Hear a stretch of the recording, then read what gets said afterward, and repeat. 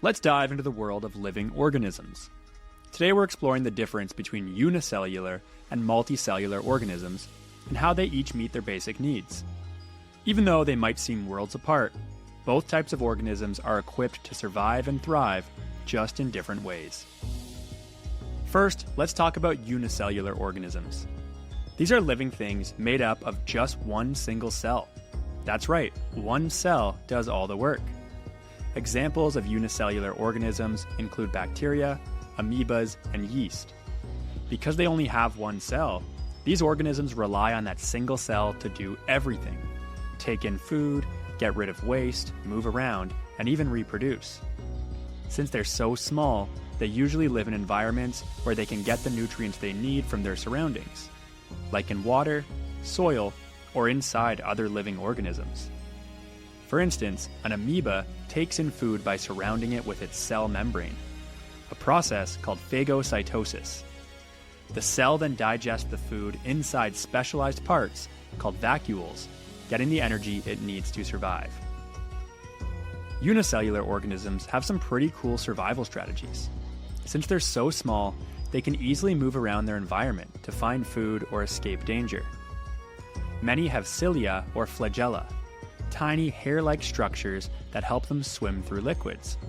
And because they're made up of only one cell, they reproduce by simple cell division, making a copy of themselves. This process, called binary fission, allows bacteria, for example, to reproduce quickly. On the other hand, we have multicellular organisms. These are made up of many cells, sometimes trillions, like in humans, plants, or animals. In multicellular organisms, cells are specialized. They each have specific jobs. For example, in humans, muscle cells help you move. Nerve cells send signals around your body, and skin cells protect your body from the outside environment. Since multicellular organisms are much more complex, they need more than just one cell to meet their basic needs.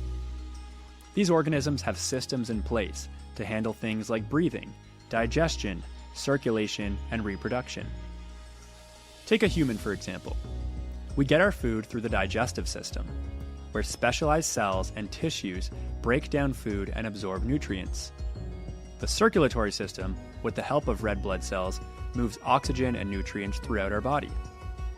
Multicellular organisms also have organs like the heart, lungs, and stomach, all made up of specialized cells that work together to keep the organism alive. Unlike unicellular organisms, which rely on one cell to do everything, multicellular organisms use their cells to divide and conquer. Each type of cell has a specific role to play in meeting the organism's needs.